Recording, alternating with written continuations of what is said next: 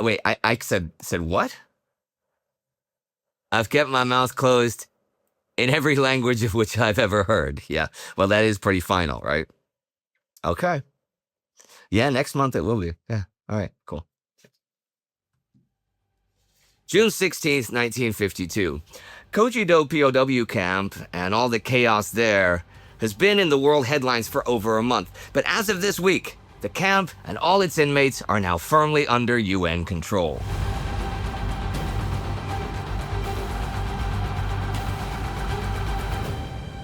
I'm Indy Neidell, and this is the Korean War. Last week, Bull Boatner, camp commandant at Koje-Do, made preparations for the final phase of his plan to take back control of the communist compounds. In the U.S., the presidential primary season ended, though we won't know who the candidates are until the party conventions next month. And in the field, Operation Counter or Counterpunch kicked off. This was elements of David Ruffner's 45th Division taking a bunch of outpost points from the Chinese last week, including two hills given the names Porkchop Hill and Old Baldy, and fortifying them and retaining them against counterattacks.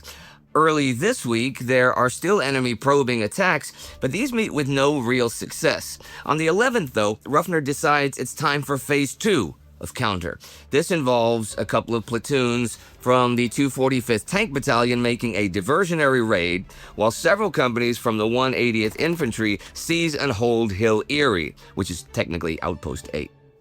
The attack goes off at 6 a.m. the 12th, and just upon launching it, 6 tanks are disabled by enemy mines. But the rest of the tanks shoot up the hillside west of Orjong, drawing enemy attention, and then withdrawing. 5 of those 6 disabled tanks will be recovered by the UN forces. When a raiding party from the 180th then engages the enemy, or rather gets within grenade-throwing distance of the enemy, they discover that the heights east of Pokai town are completely crisscrossed with enemy trenches, bunkers, and tunnels. They are not going to break this system alone, so they return to the main line of resistance, the MLR. As for Hill Eerie itself, E and F companies from the 180th attack it from the southeast and overcome enemy automatic weapons and mortar fire to take it. They are reinforced by G Company before the Chinese counterattack, which causes heavy casualties to both sides but fails to budge the 180th units. The Chinese keep trying for another 2 days, but to no avail. The thought of actual tunnel warfare leads to the UN forces sealing up tunnel entrances. It will turn out, according to Chinese POWs taken, that the Chinese killed some of their own troops in the tunnels because they wanted to dig themselves out and surrendered to the UN guys. When the hills are secure, the 45th Division men will open the tunnels and capture people there who are still very much alive, though, and also do wish to give up. Today, the 16th, the 179th Infantry Regiment replaces 180th in the line and takes over the positions on Eerie, Old Baldy, and Porkchop Hill. Interestingly enough, a Chinese document will soon be captured, spoiler, that presents their account of the fighting I just covered. Here it is. From 0500 hours on 12th of June 1952, the enemy fought against us on Hill 190.8 and battled heroically for 5 days. The result of the fighting on the 16th was 2,300 enemy casualties and 9 tanks destroyed. We had an honorable victory as above. At 0550 hours on 12th of June 52, enemy attacked our positions with a force of 7 companies and 70 tanks, which were covered by airplanes. We met the attackers and killed and injured them. At 0900 hours, they finally occupied Hill 190.8. About 5-6 squads of the defending force began tunnel warfare. At 2237 hours, the 3rd Company counterattacked against the enemy under cover of heavy artillery barrage and reoccupied the position. Casualties inflicted against the enemy amounted to 772 personnel and 8 tanks destroyed. In the dawn of the 13th, the enemy attacked with a force of 5 companies and 15 tanks, which were given air cover by 12 planes. The intense battle continued until 1500 hours. We counterattacked. Enemy casualties were 600 personnel and 2 tanks destroyed. For 2 days, from 14th to 15th, the enemy attacked, but the enemy was repulsed. On this night of the 15th, our 50th Company and 51st Company counterattacked in large force against the enemy, who occupied both hills by attacking with a force of 7 companies, which were covered by artillery fire and tanks. After bombarding the positions for 35 minutes, we made a sudden attack upon them. At approximately 0130 hours on June 16th, the battle ended victoriously. An estimated force of over 1,000 men who attacked both of the hills were annihilated. There is fighting between UN forces and communists behind the lines this week as well at Koje-Do. It is now time for Camp Commander Bull Boatner to put into action Phase 3 of his plan to take full control of the POWs and the POW compounds at Koje-Do POW camp. On the 10th, it is Compound 76 that is the target. Boatner orders the POW boss, Colonel Lee Hak-woo, to assemble the prisoners in groups of 150 in the middle of the compound and to get everyone ready to be moved out. This does not fly very well at all. The POWs bring out their knives and spears and they prepare to strongly resist. Well, I mentioned the other week that the 187th Airborne Regimental Combat Team was being deployed to Koji, and they now go into action. Though they advance without firing their weapons, what they do is throw concussion grenades and tear gas, then come on strong with bayonets and fists and herd or drag the POWs out of their trenches. When there are only a few hundred remaining, 6 Patton tanks arrive on the scene and point their guns at them, and resistance breaks down completely. Colonel Lee is physically dragged out of the compound. The POWs are loaded onto trucks, driven to the newly built, smaller, more secure compounds, fingerprinted, and given new clothes. Just doing all this costs 31 POWs their lives, though many of those were actually killed by the communists for trying to leave voluntarily. And 139 POWs are wounded. 1 U.S. soldier is killed by a spear, 14 more are injured. When they go through Compound 76 after clearing it, they find some 3,000 spears, 4,500 knives, and 1,000 gasoline grenades, and loads of things like hammers and barbed wire flails. The leaders of Compounds 77 and 78 watch all of these events at 76 unfold, and they very quickly agree to send their POWs anywhere Boatner tells them to go.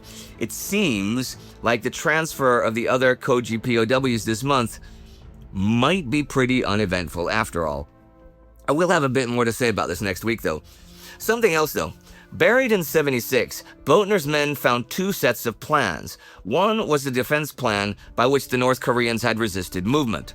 The other was the plan for a mass breakout by the dedicated communists of all compounds set for June 20th, 1952. The plans, however, were 8 days too late, for on the 12th of June 1952, General Bull Boatner was at last in command of Koji Island.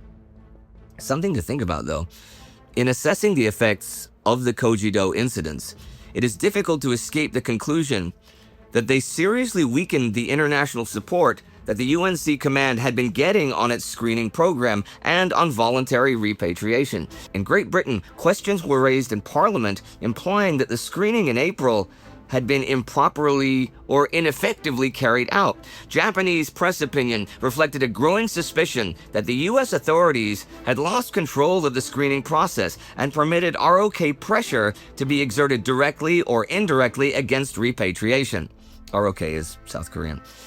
There are and have been for weeks people from the Red Cross monitoring the, cleanup activities here at Koji and also at Busan, although they haven't been physically allowed back into Koji yet. And they're not exactly enhancing the UN's POW policies. I mean, sure, they do admit that, yeah, the communist POWs are committing illegal acts, a lot of them, but they don't really have any advice as to how to get them under control. And they do have a lot of protests about the tactics the UNC is using to achieve control, like withholding food and water, or straight up violence. This stuff goes in their reports that they sent to Geneva, and that cannot help but sway opinions on a lot of quarters. As Walter Hermes writes, the mushroom cloud of doubt and suspicion over the whole Koje-Do episode cannot help but make the work of the UN delegates at the Panmunjom peace talks more complicated. Reuben Jenkins, the U.S. Army G3, which is operations, says to Army Chief of Staff Lieutenant Joe Collins, the cumulative effect of sentiment may tend to obscure the UNC principle of no forced repatriation and appear to make the armistice hinge on the questionable results of a discredited screening operation. And side note, I know I said in the June 2nd episode 2 weeks ago that Boatner had invited the Red Cross back to Koji, but I jumped the gun on them arriving. I was mistaken. They are not physically back in the new, more secure new compounds yet, right? I will tell you when that does happen. There has been a lot going on behind the lines with the POW crisis and dispersing the POWs to get better control. And South Korean President Syngman declaring martial law in Busan and demanding that the Korean constitution be changed so that Korean presidents are directly elected and not chosen by the National Assembly. Yeah, lots going on. There has also been a lot of guerrilla and bandit activity going on behind the lines. Now, the ROK Army helps with guarding POWs and protecting and securing South Korean communications lines. Last month and this month, they've been helping with the POW dispersal to the new, more secure compounds. But there is a constant guerrilla threat behind the lines. Roads are often unsafe at night, and plenty of farmers are nervous working in their fields, even in the daytime, even with ROK protection. The problem is particularly acute in the Busan area, which is still under martial law declared by Rhee. A lot of locals are also really upset about the National Assemblyman Rhee had rounded up under false charges of treason. So there's been a lot of guerrilla and bandit action around here lately as a response. For the UN, the main concern is keeping the flow of supplies from Busan to the front uninterrupted. It's the main port for their arrival. We saw UN Commander Mark Clark and US President Harry Truman applying pressure to Rhee recently, and him ignoring it for the most part. But it has been effective in at least convincing him to not dissolve the assembly, though. Again, the area is still under martial law. Rhee has by now alarmed the UN, the US, to the point that even US Ambassador to South Korea John Muccio has given up, and he's Rhee's best American friend.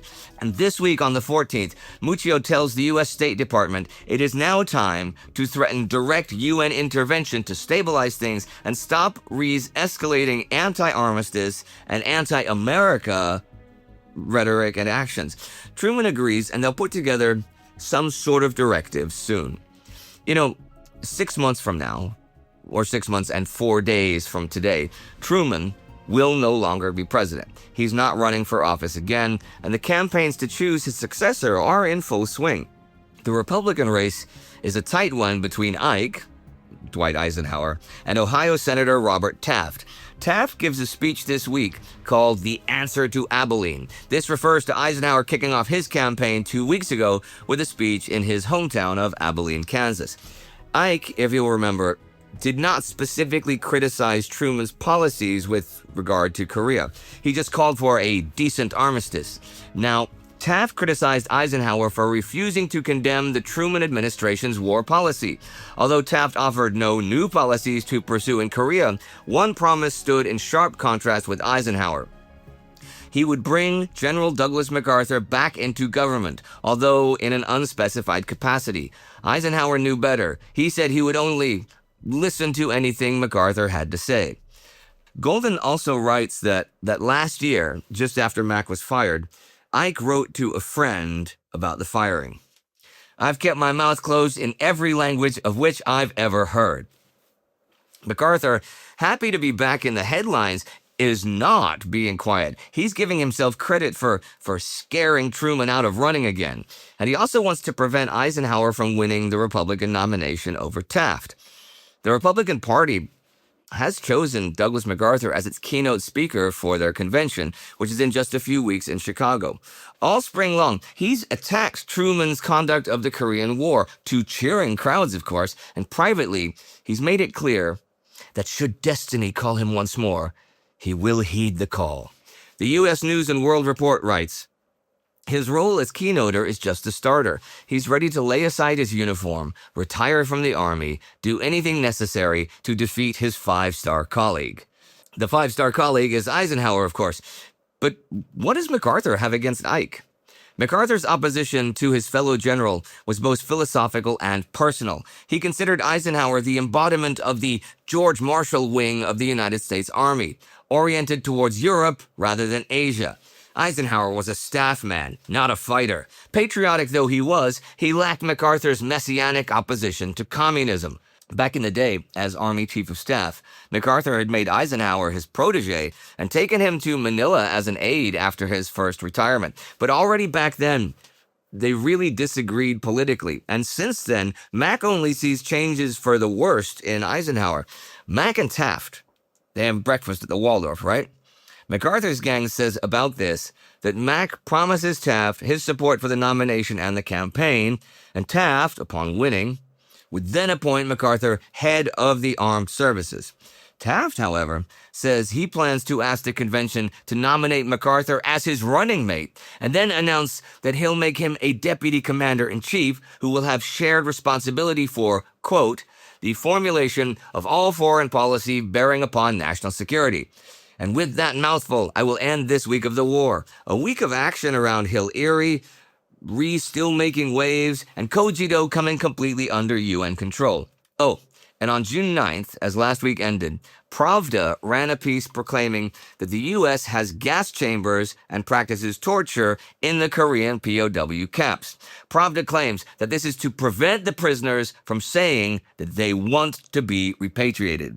And once again, I shall end an episode talking about POWs, and once again, I shall use the words of T.R. Fehrenbach from This Kind of War. By summer 1952, as the rice began to ripen in the muddy brown paddies, and as the Korean valleys, which had been glacial in December, turned into malarial swamps, the only serious obstacle to a ceasefire was the problem of prisoners of war. Each side had relinquished any wholesale designs on the other's territory.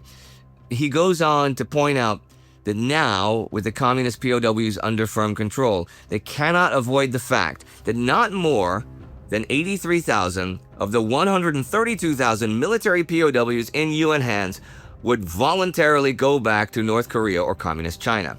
At the same time, they claim at Panmunjom that the UN holds a further 40,000 secretly. At the same time, the UN is shocked that the communists claim to only hold 12,000 POWs, which leaves thousands of men from UN nations and up to 250,000 South Koreans, mainly civilians who disappeared during communist occupation periods, unaccounted for. Fehrenbach again. Whatever heinous act the communists committed or intended to commit, they considered it good tactics to accuse the other fellow first. Because UN POWs had died or disappeared by thousands in their own death camps, it was inevitable that they must accuse the UN of the same. But with the failure of the planned mass breakout on Koje-Do, which might have confused and concealed the real facts forever, it had soon become apparent to the world where the truth lay.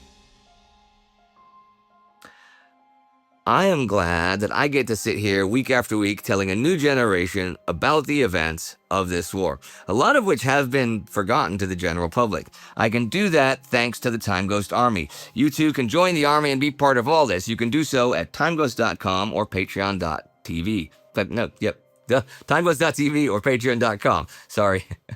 First time I've ever done that. Well, this week's Army Member of the Week here is Michael Clark. Do not forget to subscribe. See you next time.